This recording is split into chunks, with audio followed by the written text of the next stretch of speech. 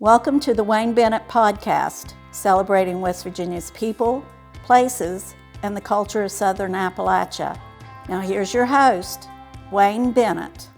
Welcome to Wayne Bennett's podcast. My name is Wayne Bennett. This is episode 58. Our guest today is a friend of mine. He's done a lot of different things. He's been a coal miner. He's worked in the real estate. He's been a volunteer. He's been a coach, elite golfer, and done quite a bit of stuff. But Mr. Phil Honaker, glad to have you, Phil. Thanks, Wayne. You grew up in the 50s and 60s around Beckley. Tell us a little bit about your growing up. Well, growing up, I had a big family. I started off in the little town I grew up in like a one-room school, and then went to Trap Hill for a couple of weeks, and our house burned down, and we moved to the Harper Road area. Stayed there a little while, went to, I guess they called it Mount Tabor Elementary School, went there, and then it's no longer there. It's part of the Briar Patch complex.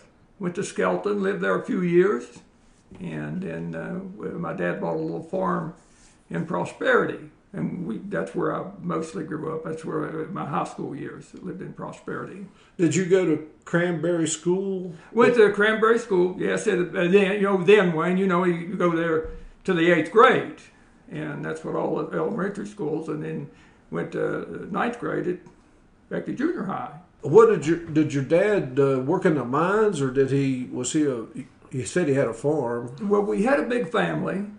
He did, the miners back then in the late 40s would get maybe $1 a day or $2 a day, and he decided he couldn't feed everybody, although we did raise crops and you had to grow a lot of your food. He went to the New River Coal Company, and they have at that time like 70,000 acres, 30,000 acres in Raleigh County and 40 in Fayette County, and he got the lease to start his own mines, and they were referred to as like punch miners, and so he started there. You literally had to mine the coal, and you actually take it to the prep plants, and you sold all your coal back to New River Company, so to speak. So, and it was pretty common. Lots of people that did that. Yeah, there was a neighbor of mine, Reverend Billy Waddell, used to do that. I think the mines he worked was out around Gray Flats, somewhere around where the soccer field and he had ponies that he'd worked in. Right, the mines. They did use ponies to pull the coal out of the mines. And how long did your dad do this? He did that. They had a new Health and Safety Act that went in effect in 1970, and requiring that all mining equipment be what they call permissible. In other words, explosion proof with methane gas. And so he would have to re-equip everything. And so it was time for him to get out of the business, along with a lot of other people. Did you play any organized sports or anything like that when you were growing up? Most of my organized sports was on Saturdays. We went over to the mine site and to prep everything for the miners when they come back to work on Monday. But I didn't particularly look forward to Saturdays that was one of the reasons, because we knew what our Saturdays were going to be like. Well, I had chores to do. How many boys you got in the family? I have, I have 3 sisters and 4 brothers. I was kind of in the middle. How many of them went into the mines, worked in the mines? Wayne, it's kind of like what was out there. There was a mining community, and we learned everything about every aspect about mining, with our dad. And when I was a kid, if I grabbed an old mine lamp and went crawl around into mines, he wouldn't hardly say anything to me. But it was different. We ended up most of us in the mining industry. And one of the younger brothers, he was an electrical engineer, and he worked for Peabody. But a lot of us did end up doing the mine work. And now that's getting less and less now in the mining industry.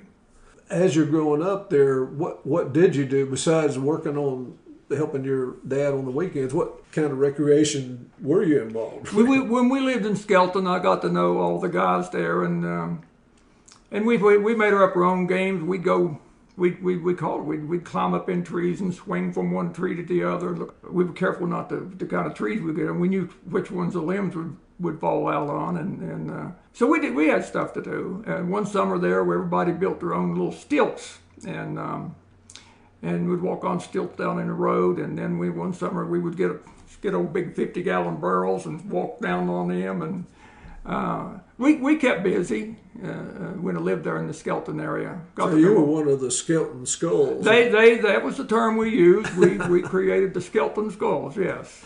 It's funny how they had a lot of the neighborhoods.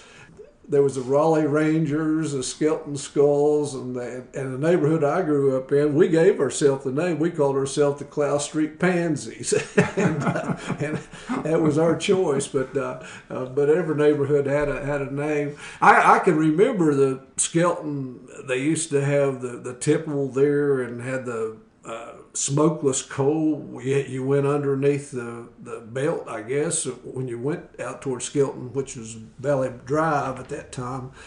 And then you had the Gulf Station there in the V. It was right in the V there, yes. Did the New River own that Gulf Station? I want to think yes. I'm sorry I don't have that answer, but I want to think yes. You know, when we moved there, all the little communities had their company stores, and there was one right there where the car dealer is right now, car dealership, and the old filling station. That was a place we would hang out, and you could go up there and buy a bottle of pop for a nickel, and it was okay. So, where was, in relation today, where was the Skelton Mines at? It was they had the old prep plant was right there in Skelton. Right the area where the old little craft shop there, it was in that area, and he had an old overpass there, and they underground the Stanford mines they would belt the coal over to Skelton, and when they had the Stanford mines open, and then they would remember where they had the big old lift to go up there and dump the slate out. I don't know if you recall those days or not, but they had an old big tower up there, and they dumped the slate out on a big pile up to where the church is now. Yeah. And so when you got into high school, you hadn't played any organized sports or anything, but you went out for wrestling. I did go out for wrestling, and when it was Park Junior High, they let us know that Coach Peelish would let ninth graders come over. You couldn't make the team, but you come over and work out with the wrestlers.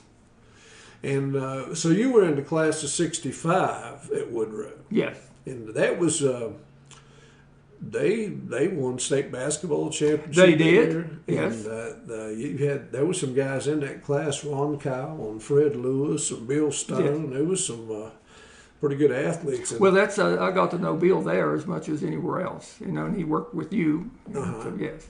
Yeah. But that was a pretty athletic bunch at that time, and a lot of people had forgot about them. They remembered the '62 team that went undefeated, and then they remembered the '67 team that won in Morgantown. But a lot of people forgot that there was a state championship decided there in '65. Now,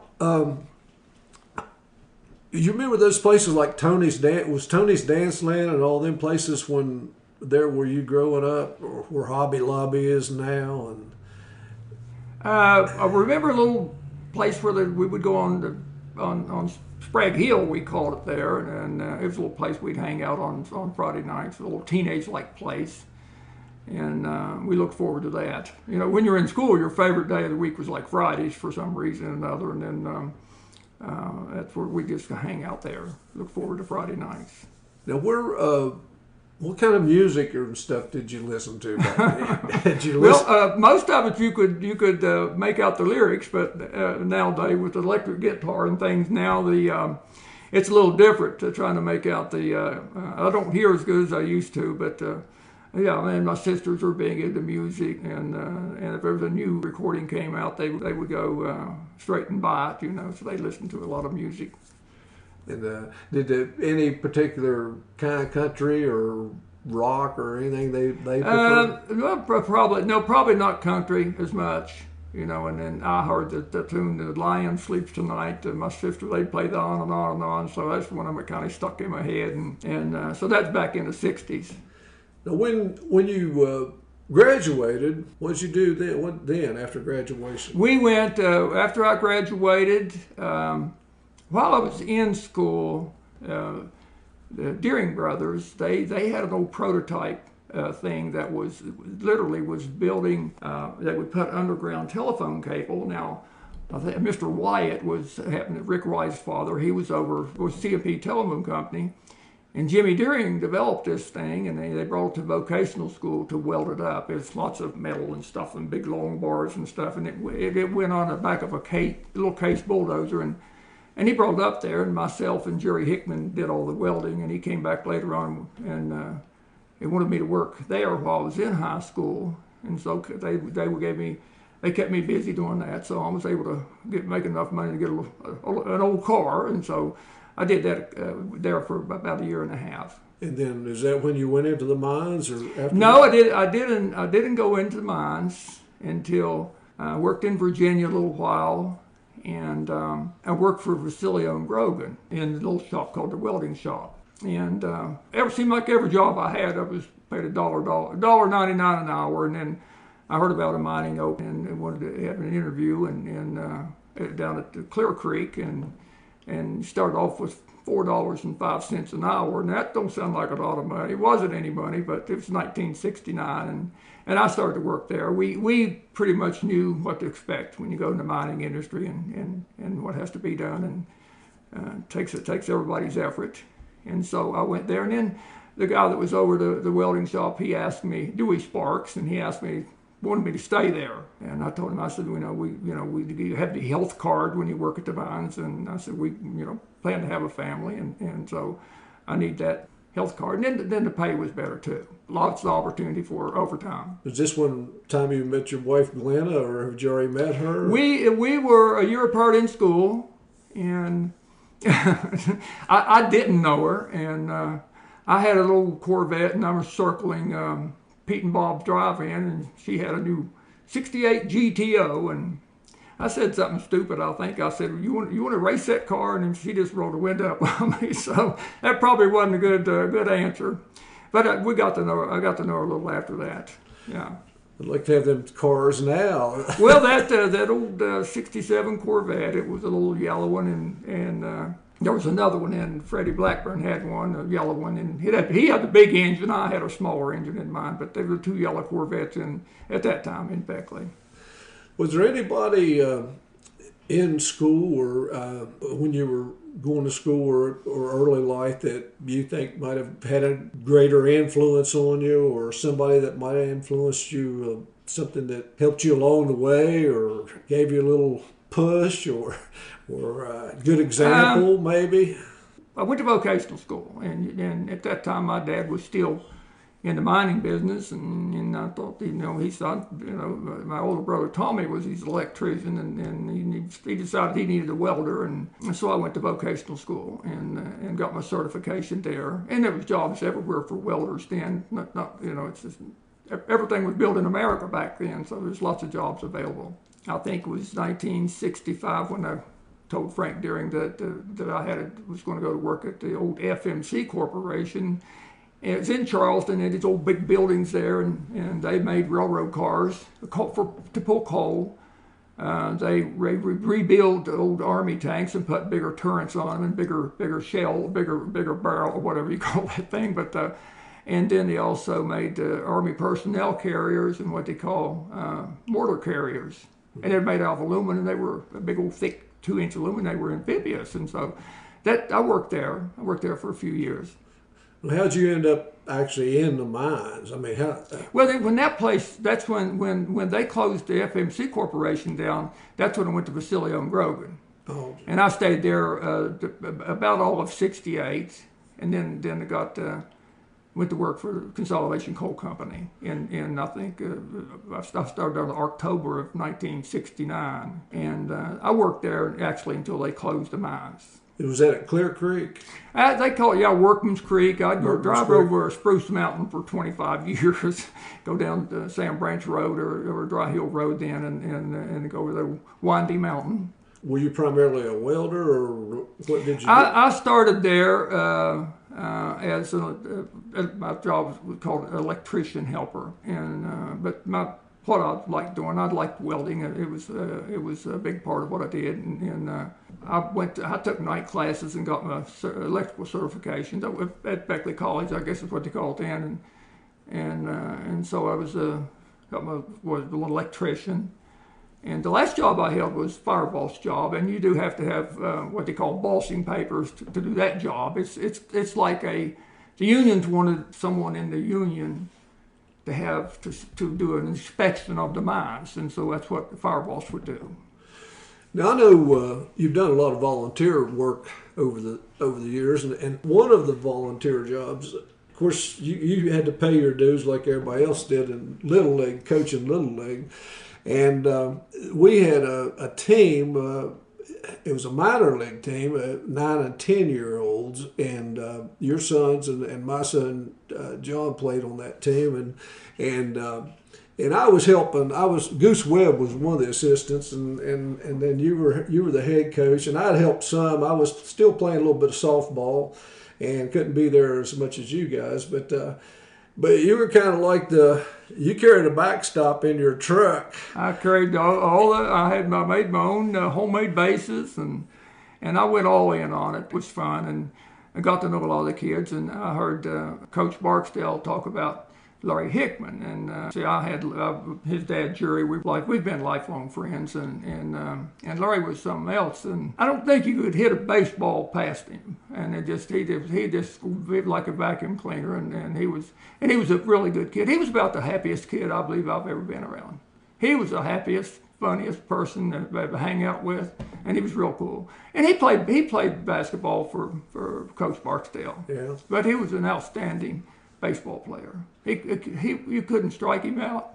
You couldn't hit a ball past him. He was a vacuum cleaner there. But he was our shortstop. And back in, I think they had 10 teams, and they had the Eastern Division and Western Division and something. And so we got to play the Bears, and we couldn't beat them. I think they beat us pretty bad one year, and then we lost in the last. I think we lost 2-1. And Greg Daniels, Pat Frigill, and Jim Vaughn. Now, they coached the Bears, and myself and Ernest Fox and Gary Webb and Phil Gerald. He helped us. He was good. They were good. Parents all pitched in on it, and we enjoyed it, and we worked hard at it. And now, that was the year before I came. I think so, yeah. Yeah. Because Larry had already moved up then. But the year I helped, you had with the backstop and the bases, any flat piece of ground was a potential anywhere. practice. Actually, I went at it all in, and of course the Bears coach did too. They were good people, and they were. It was good competition, and I know the Daniels, Chris, and so we've watched Chris grow up. Chris Daniels, and he's good friends with Keith. They just come back from a golfing trip, and they hang out together. It was fun, and I look forward to it. But I know one of the things that you did really impressed me. We pitched to every kid. The coaches would take turns because of where the coach is out. Every kid got hit the ball 10 times or whatever in practice. And then every kid on the team, I don't care if it's the best kid or the worst kid, could bunt. No. We taught them all to bunt, and it worked out. It won a couple games, actually, for us. But, I mean, no kid that was on that team could say they didn't get to participate. Well, actually, the rules required that they all play in the field. And I had 16 players, and we played 5 innings. And the hardest thing my job was to do was make sure each kid got to bat and then play 3 outs. And sometimes the parents would, sometimes they didn't understand how it worked, but that's how you had to do it. And it was a lot of fun. My first year, when Keith decided he was going to play baseball, I made a little place in my backyard, and I kept windows broken out all the time. The community kids would come there, and I'd throw the ball, I'd throw him hard to him. And so he had trouble when he played Little League, having to wait to hit it, and so that he was ready to play. He was ready to play, and then when I got out there to help Mike McClure. Now, Mike's philosophy on baseball, then I helped him, and he would tell our kids, we don't want you to. I'd rather you strike out than get a walk. That was his kind of. He wanted to go. He said, I don't want any 1-0 games. I want to score 10 points ever. But he wanted us all. He wanted all the kids to hit the ball. Yeah. And Mike was a really good person, and he did one year, and I think his oldest son Robbie moved up to Babe Ruth, so I kind of took over the team then. We got involved in the wrestling up at the Y, and you got your boys involved. Then you started coaching Central Beckley, and the program was growing. I was working at the YMCA directing wrestling, but and we had a lot of conversations over competition, and there was some of the matches were more exciting than you'd see on the NCAA finals. That's exactly right. And some of the parents would really get fired up, and we brought some people in some of the camps and exposed the local kids to some of the right way to do things, and but it was growing considerably, and then I left a while, and you actually ran the program after I left, and I don't know how you did it and had a full time. It was job. It was actually full time, and it was in October, and Mel Hancock wanted to talk with me, and we had a lot of kids already signed up, and it looked like we were going to have like maybe 6 A teams and 6 B teams, and I was on the board then, and he said, Phil, we think we should just do away with the wrestling program. We don't have anyone to do it. And at the same time in October, I took a job as a fireball set to mines, which required you to be there some part of it 7 days a week, or 7 days that you had to be there to check the mine ventilation and everything, and which in itself was a handful. You had to, mine inspectors traveled with you, and a few times, and then you had to fill all the paperwork of what you found wrong and needed to be corrected, and so it was a little bit stressful. And then I told Mel, I said, no, we're not, and I said I'll help the program. Wayne can help me when he gets a chance, but it was a handful. It was, yeah, and trying to get we would go to different elementary schools. And it seemed like we maybe you might remember more than I do. It seemed like we'd wrestle maybe 2 days a week, and then you had to find coaches and somebody to call the games, but it was a handful. And then we ended up in '94. We had the old big tournament there. We called it the King of the Hill tournament, and that was just an all day thing. So. Yeah, that was I bit off more than I could chew, and I was always never would. I'm one of those people that don't ask people to help me, and if they help me, that's fine. And I leaned on you a lot to get us through it. So, what a lot of people didn't realize the wrestling program we wrestled that. We didn't wrestle at the Y like the basketball came and played all their games at the Y. We wrestled at Lincoln Elementary, Maxwell Hill, Stanford, Bradley. Right. Anybody that would let us use the gym. So right. it usually involved getting mats there and putting stuff down, and just getting ready was a tremendous job, not just showing up and turning the scoreboard on. Right. It was pretty difficult, a little bit more to it. But then you came up and helped me. I was coaching at Park, and I didn't have an assistant coach back then. They didn't pay assistants, didn't allow. And that was during that particular time. We had some pretty good teams. We were getting kids from the Y program, and then we had a few kids that come along that just developed quick. They did, absolutely. And we had quite a bit of success with in the bigger tournaments, and were able to be.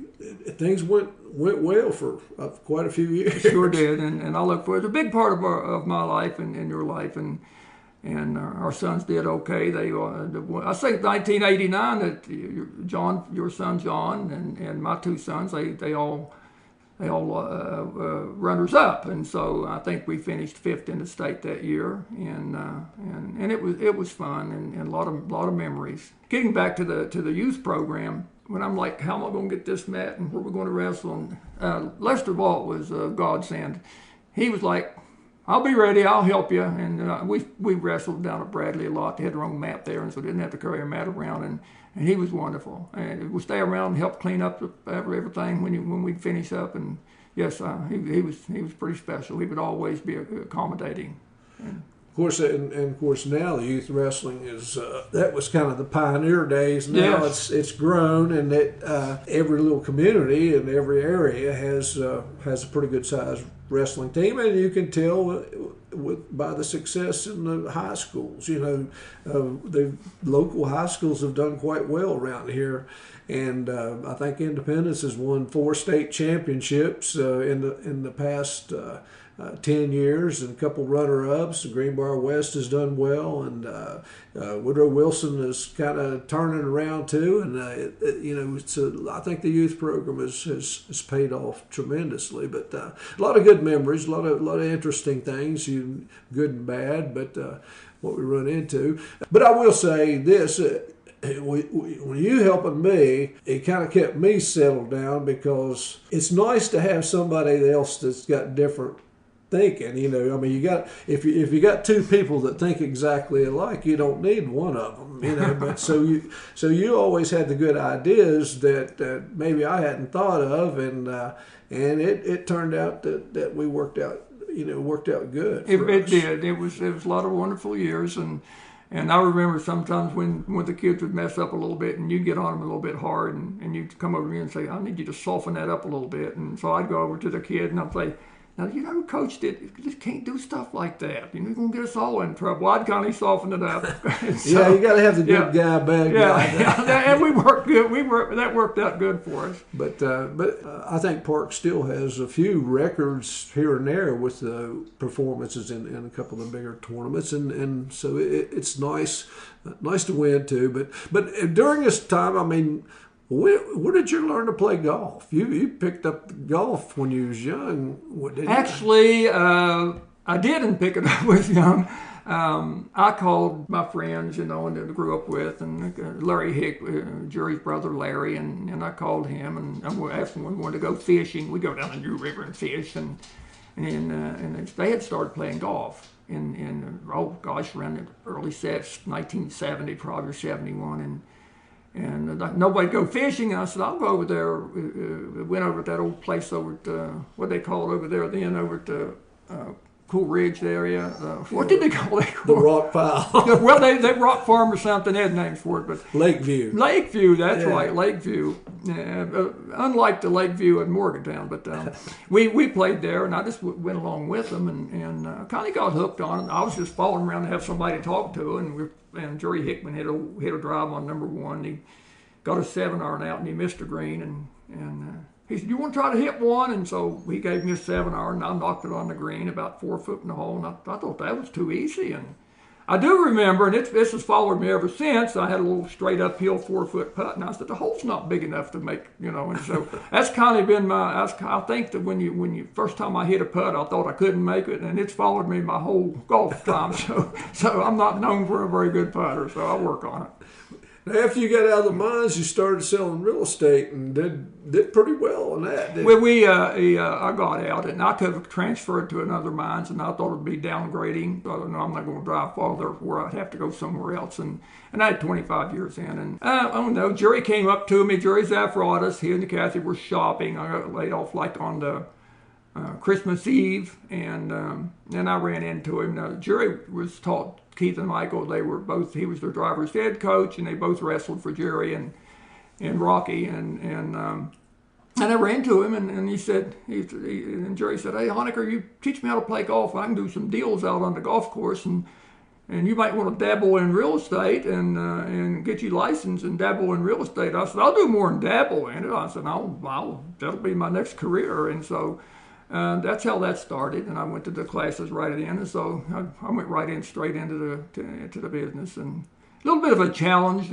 also because people told me I couldn't do that, and Jerry used to refer to him a dumb old coal miner. He'd say stuff like that. I was never a dumb old coal miner, but he would refer to that jokingly, but yeah, it was a good place to work and good folks, and Keith always tells me that his favorite school teacher was Kathy Zafratis in the 2nd grade. That was her first assignment, and Keith just thought the world of her. And Miss Moore that taught with you, Keith thought the world of her, and she felt that way.